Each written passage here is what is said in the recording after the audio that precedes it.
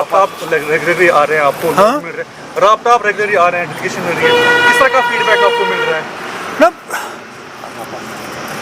मकसद ही ये खोलने का था कि जहाँ जहाँ लोगों के मुतालबे हैं, परेशानियाँ हैं, जहाँ नॉर्मल तरीक़ों से उनका जो मुतालबों का हल नहीं हो रहा है, वहाँ पे हम इंटरवीन करें और लोगों के मुश्किलात जो हैं वो कम करें।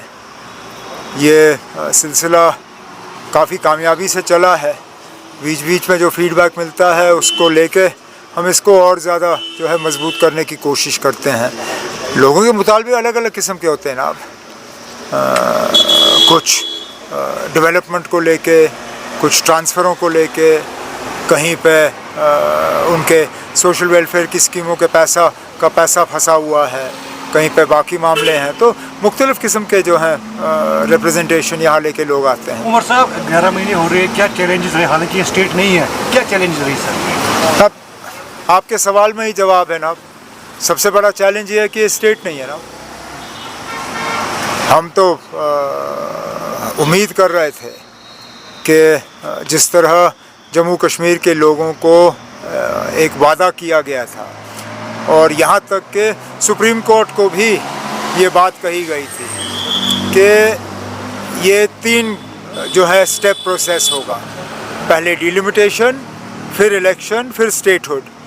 डिलिमिटेशन भी हुआ, इलेक्शन भी हुए, लोगों ने बढ़ चढ़ के इलेक्शन में हिस्सा लिया। अब चलिए, बीजेपी की बदकिस्मती वो जीत नहीं पाए, लेकिन उस बात की सज़ा तो जम्मू कश्मीर के लोगों को दी नहीं जा सकती। कहीं ऐसा लग रहा है कि क्योंकि जम्मू कश्मीर के लोगों ने यहाँ बीजेपी की हुकूमत नहीं बनाई, इसलिए अब जम्मू कश्मीर के लोगों को स्टेटहुड नहीं मिलेगा। ये जम्मू कश्मीर के लोगों के ज़्यादती है ना, क्योंकि कहीं पे भी ये नहीं कहा गया था कि नतीजे बीजेपी के हक़ में हों तब स्टेटहुड मिलेगा।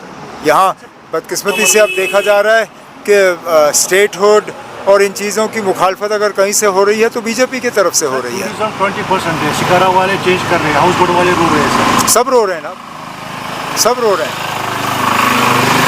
हमारी तो लगातार कोशिश रही कि टूरिज़म दोबारा से शुरू हो और हम उम्मीद भी कर रहे थे कि ये पूजा सीज़न जो है, पूजाओं के बाद वेस्ट बंगाल, कलकत्ता वगैरह से जो है टूरिस्ट दोबारा आना शुरू हो जाएंगे, लेकिन जिस तादाद में हम उम्मीद कर रहे थे उस तादाद में अभी लोग आए नहीं।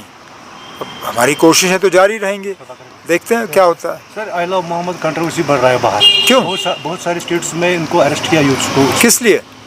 आई लव मोहम्मद जो पोस्टर्स बैनर्स पे है। अब इसमें लिखने में किसी को एतराज़ क्यों? ये 3 अल्फाज लिखने में किसको एतराज़ हो सकता है? मेरी समझ में नहीं आता ना। ये 3 अल्फाज लिखने पे ये गिरफ्तारी की वजह कैसे बनती है? ये अब आप इसका मतलब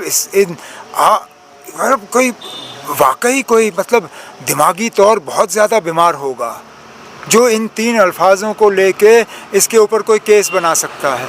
इस पर तो कोई केस, और मैं तो चाहूँगा कि अदालत फटाफट इस चीज़ को जो है दुरुस्त करें। ये कहीं पे भी ये 3 अल्फाज लिखने आई लव मोहम्मद कहाँ से गैर कानूनी है ना? अगर 1 मिनट के लिए आप इसको एक मज़हब के साथ जोड़ देते हैं तब भी इसमें क्या गलती है ना? क्या बाकी मज़हब जो हैं अपने रहनुमा, अपने जो मजहबी जो हमारे ये हैं हाँ, उनके बारे में नहीं लिखते? क्या हमारे जो सिख भाई बहन हैं अपने गुरुओं के बारे में नहीं लिखते? क्या हमारे हिंदू भाई बहन जो हैं अपने मुख्तलिफ भगवानों के बारे में नहीं लिखते? लिखते हैं। आप जम्मू कश्मीर से बाहर जाइए, शायद ही आपको कोई गाड़ी दिखेगी जहाँ पे किसी भगवान की तस्वीर नहीं होगी। तो अगर वो गैर कानूनी नहीं है तो ये कहाँ से गैर कानूनी हो जाता है ना? उमर साहब, आप कंटिन्यूसली जो है पिछले 11 महीने से काम कर रहे हैं। Last time LOP Sunil Sharma ने कहा था कि ये डिफरेंट नैरेटिव चला रहे हैं, क्या चला रहे हैं? डिफरेंट नैरेटिव चला रहे हैं। ट्रांसफ़र के लिए तो बात करेंगे लेकिन जो काम करना है वो काम नहीं करेंगे। एलओपी का डेजिग्नेशन क्या है? Leader of the opposition. Opposition का काम क्या है? अपोज करना। आप ना किस दुनिया में ये उम्मीद करोगे कि एलओपी, और वो भी बीजेपी का एलओपी, नेशनल कॉन्फ्रेंस की हुकूमत की तारीफ़ करेगा? मैं तो कहता हूँ जितना ज़्यादा वो हमारी मुखालफत करें उतना बेहतर है, क्योंकि लगेगा हम वाकई काम कर रहे हैं।